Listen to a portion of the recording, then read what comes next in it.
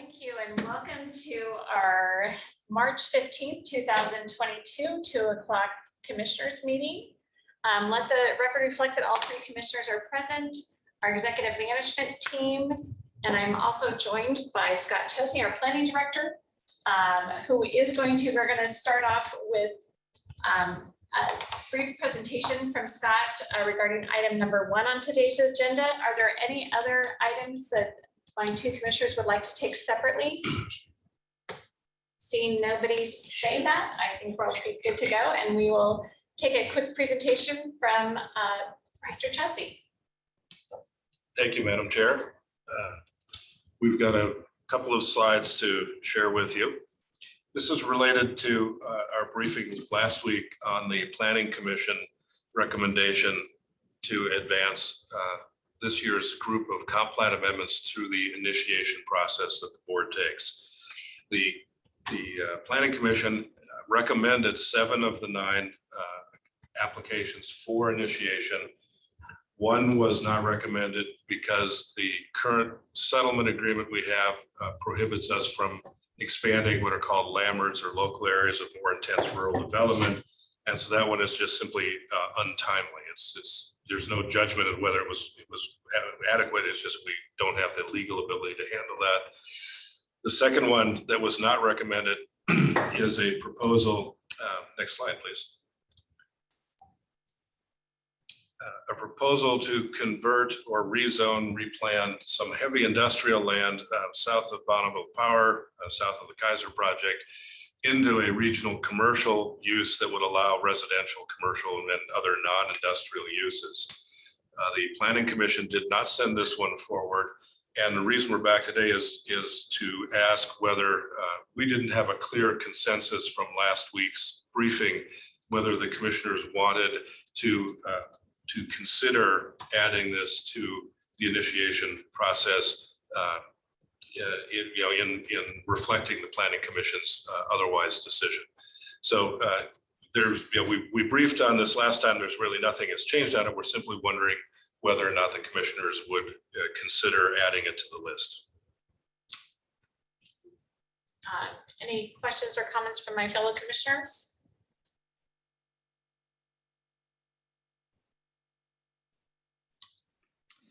I'll chime in. This is a piece of property that I know the Northeast Public Development Authority that has examined as possible expansion of the boundaries for the NEPDA to bring in this piece of property. And I think anything that that somebody if there's a landowner that's ready to move on a piece of property like this and they're ready to develop it, and it can be of a benefit to the NEPDA. We've seen the success that the PDA on the West Plains has had, and if we can replicate that same success in the Northeast Public Development Authority, I think it's a good thing. It's a win for the community. So I'd support moving this forward. Commissioner French, I see you unmuted. Yeah, I likewise would be willing to consider it as part of the process. Let's at least get it into the process and see what surface as we go through it. But I think it's a piece of property that's got access to infrastructure and is currently in a position to be ripe for development. It's just a matter of the right kind of development. So I would be willing to include it as well.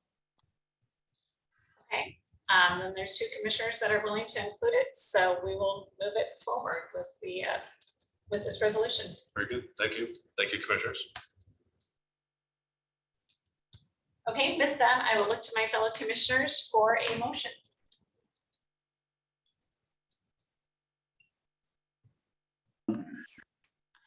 So, Madam Chair, I would move that we accept the recommendation for the Planning Commission for those projects to move forward in the 2021-22 comp plan amendment process with the amendment that we add 0007-2021 to those properties to be included for moving forward. Okay, Oh. thank you. That is included, just for clarification, on item 1A, that parcel number is included in that.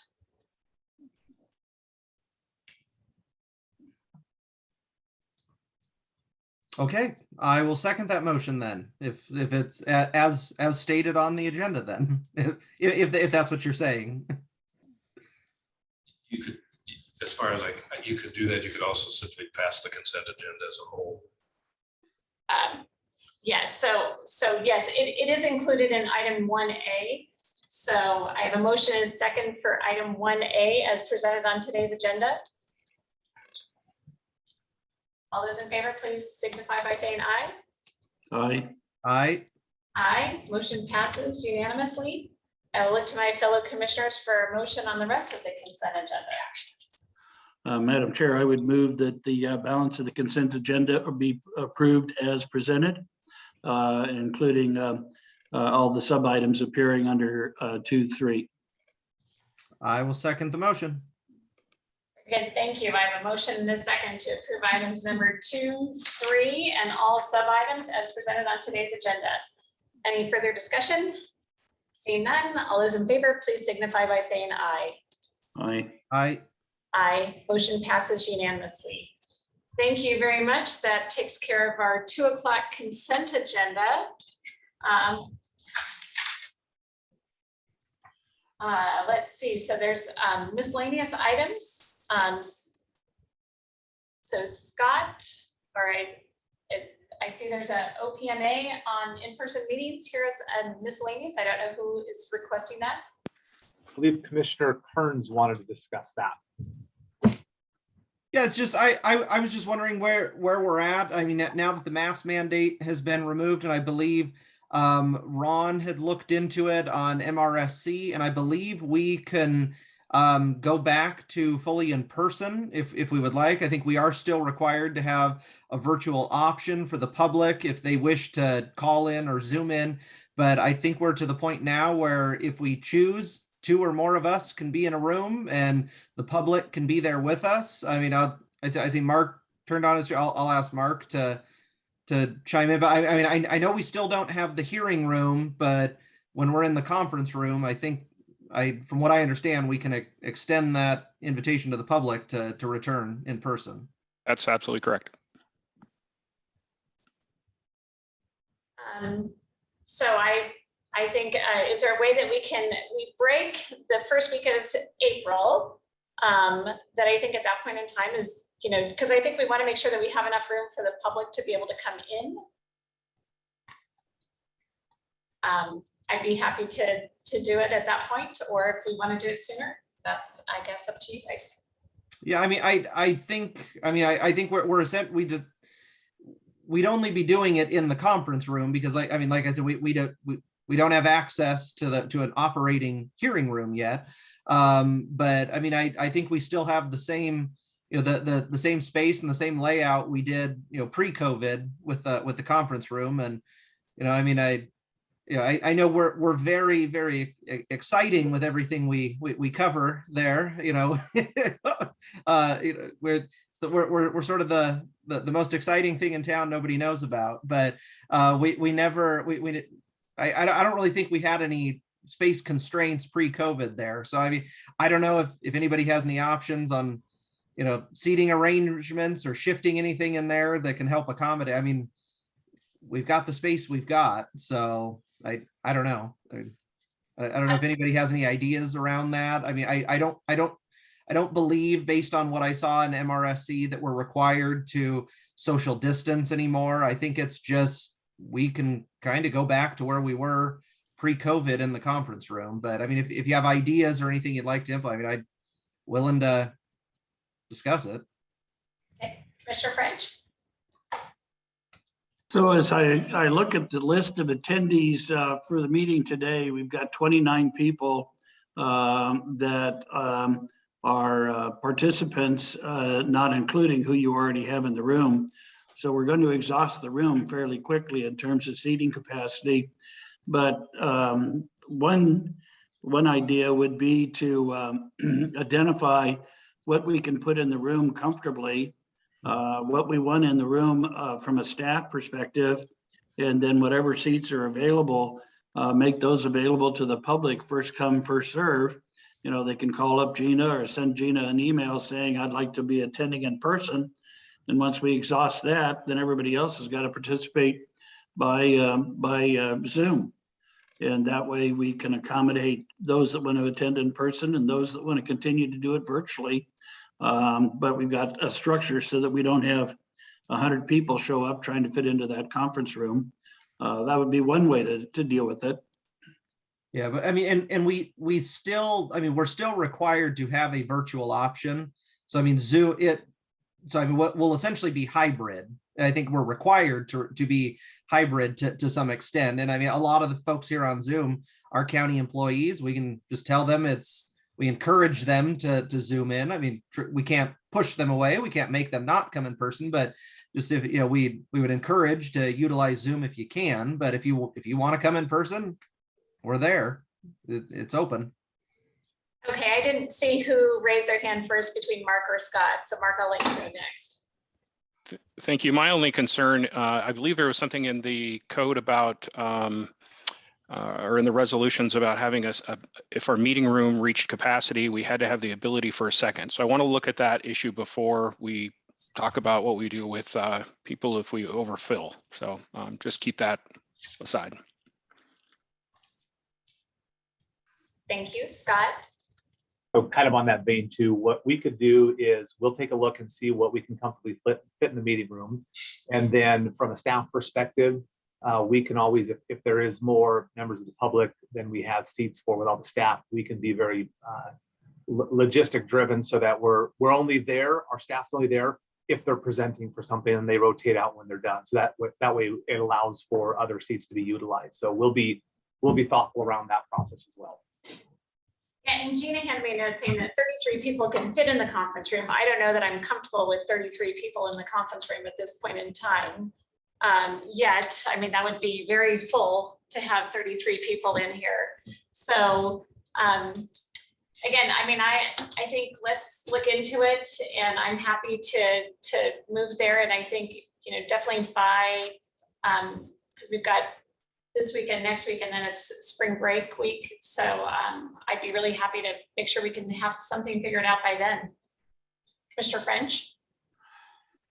Yeah, so a question for Ashley would be, her conference room, does it have the ability to participate by Zoom so that might be our overflow bench, or I can't imagine that any of the courtrooms would be underutilized. So, but maybe Ashley would be willing to entertain some folks down there. So yes, we do have the capacity and the Zoom ability. However, with the commissioners conference room not being going right now, most people have booked us almost solid. So we'd have to look and be thoughtful around booking and see what dates we have available. But between negotiations and many other groups utilizing our conference room, Commissioner French, we just have to make sure that we had the specific dates available, and it wouldn't be every week that it's open at this point. But you could remind them about who sets their budget. No, I'm just kidding. It's just a joke. Take it off the record. Just a joke. I'll keep that in mind. Scott, go ahead. Similar vein, we could also look, I could chat with Jared a little more. We could see if there is an opportunity to project Zoom up on the hearing room, even though it's in process of being upgraded and updated and whatnot. If there is a need for overflow, if we want X number of people max in the conference room, is there a place that they can at least listen in on the meetings, even though it's not full functionality? Commissioner Kearns? I think, I mean, if I'm remembering correctly, I mean, the only issue where we ever saw the big influx of folks were for the consent agenda vote, and the vast majority of those people were county employees. And we just say, you know, it was department heads essentially, and just saying like, hey, we encourage our department heads to attend via Zoom. we're open to the public if they want to come in, but we rarely saw folks from the public come in for our consent agenda meetings. So, and when we meet on Mondays, when we're not taking votes, 1 or 2 people max was all we ever saw come in to watch those. So, I mean, I think where we see the issue as far as space is for the 5 to 10 minutes we're doing the consent agenda.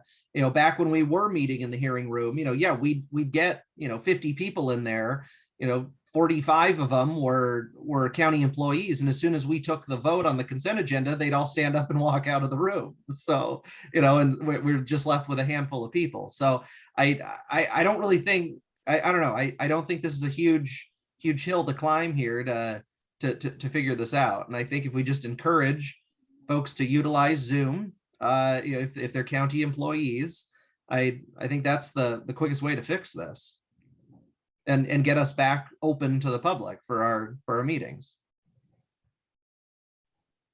Which again, doesn't usually traditionally bring in a whole lot of people anyway, but I'd like the option there.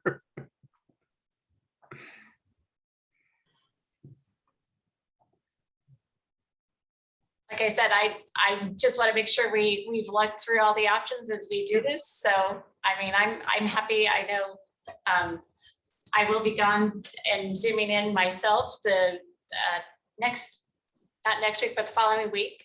So, I mean, I just think, if we can wait till the first week of April and that way we've got it all scheduled and figured out how we do this, which is like 2 weeks of, 3 weeks, but it's only 2 weeks of meetings.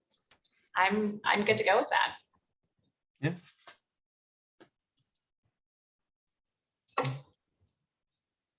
So, Okay. so let's definitely plan, and then maybe talk about it more next week as to how we get what we think the options are. So that way by April 10th, is that our next meeting after we break? I think it's April 11th is the Monday. 11th. That we're ready to go and be doing the notice properly for everybody and be good to go for that. I mean, I think the city council has, they have their room that certainly holds everybody and they can distance, feel comfortable giving some distance and all of that. But, we just need to look at what our options are. So. Yeah, no, I think our concern is, I mean, if I think our issue where we would run into a hiccup is if we do have some sort of public hearing that for some reason brings in an abnormally large amount of people. That there is no requirement as far as spacing. I think we've sort of reached our point in time where that's sort of less important as it was portrayed to be at one point. So I think, but yeah, no, if there's some item on the agenda that for some reason brings in a large amount of folks, we need to make sure we have that backup space or we're gonna have issues. I mean, because I don't know if we'd even be able to continue the meeting if we had to tell people, sorry, you can't come in. I don't know what we do at that point. So we definitely need some sort of overflow, some sort of backstop for folks to go. And yeah, I think Commissioner French is probably onto it with the with the HR hearing room. That's pretty nice space over there. So, but is Jared, any update from yesterday on when we might get the hearing room done? No update from yesterday on that. But I will be prepared on Monday or Tuesday if you want to speak about the latest update. I'll find out from IT and our vendor. We might have an opportunity to, if I know the speaker system in the hearing room is not operational right now, but if the commissioners would be amenable to having a in-person Zoom meeting without microphones, I believe we may have that functionality. I believe the Zoom cameras, the 3 awesome Zoom cameras that we have are working, but the speaker system, the audio system is not working, which is, I guess it'd be similar to the conference room operation right now. You guys aren't using microphones in the conference room. So I will find out that information by Monday or Tuesday or whenever you want it on the agenda for next week, what the capability is currently. I think that'd be great. And to see if there's any way to, like I said, if by, since we've got that break coming up by April 11th, what can be ready to go for us there. I'll do that by next week. Great. Thank you. Any other comments on that from my fellow commissioners? Okay. Any other miscellaneous items for today? Commissioner French. Yes, Madam Chair, I've got one item that I'd like to bring before the board for consideration, and that is having Jared produce a press release on the successful sale of the 8th Avenue building and the repurposing of the building for the health district. I think that transaction is newsworthy because we have put a piece of property the county had in ownership to a higher use, and we've been able to assist the health district in meeting their needs. And so I think on a couple levels, that's newsworthy, and I'd like to request that we ask Jared to put together a news release outlining what we did there. Hey, I see Mark raised his hand. Thank you, Commissioner. I need 10 minutes in pending litigation to discuss action that was filed. Okay, you have no questions or concerns regarding Commissioner French's request to have a press release on the 8th Avenue? Okay, I just want to make sure, sorry. Sorry, my apologies. Okay, I was just worried, it's like, did something happen and I don't know? So, All of a sudden, I was feeling picked on, my goodness. I was like. Sorry, Commissioners, I was just trying to make sure we caught that deck action. Thanks. Yeah. So yeah, Jared or Josh, any questions or concerns with that? I'm fine. So Jared, we'll let you put together a press release and send that out for review. And get out as soon as possible, I guess. Yeah. Did you have a timing on that, Commissioner French, that you wanted, or just as soon as I can circulate it around after I draft something up? Yeah, no time sensitivity to it. I just thought it was one of those stories, that we don't necessarily always brag about some of the stuff we do that's positive. And from my perspective, that was positive from the county's perspective and the health district's perspective. So I thought it deserves some ink anyway. So, but no time sensitivity to it. Okay. In regards to other media requests, there is a current media request for a comment about the $2.2 million that the legislature awarded for the Fairchild APZ relocation project. Is that something that you'd feel comfortable providing a discussion about right now, or do you want to take that offline? Commissioner French, that's kind of your. Yeah, yeah, thank you, Madam Chair. I'm comfortable either way. I mean, it's a continuation of an effort that we've been working on for multiple years, and we finally now got the Highland Village project open and taking some of those folks in. But this is just a continuation. We knew that if we achieve some success, we'd be eligible for additional funding as a partnership with the state, and obviously we're seeing some of that progress. So, but I'm comfortable talking about it whenever you think it's appropriate. Okay. Any other miscellaneous items?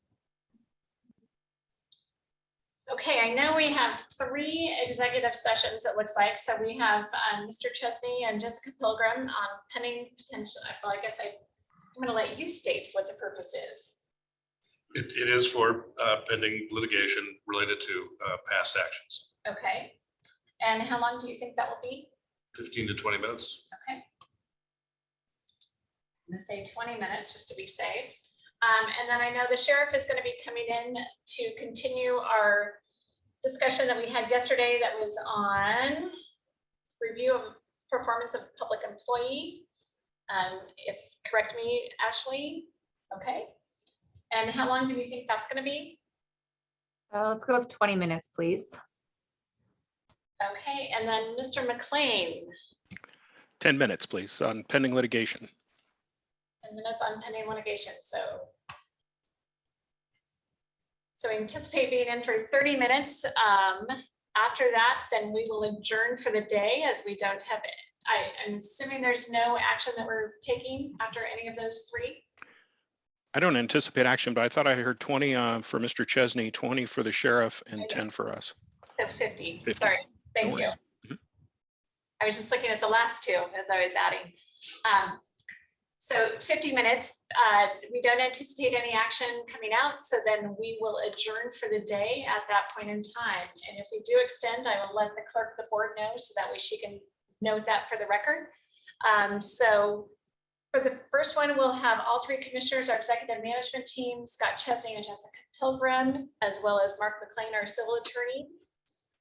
For the second one, we will have the three commissioners, Sheriff Ozzie Knezovich, and our executive management team, and Mark McLean, our civil attorney.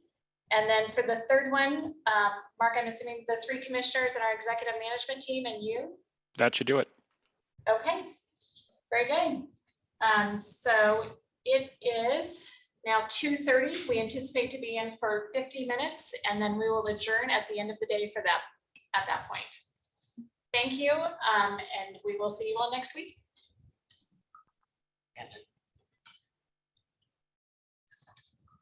And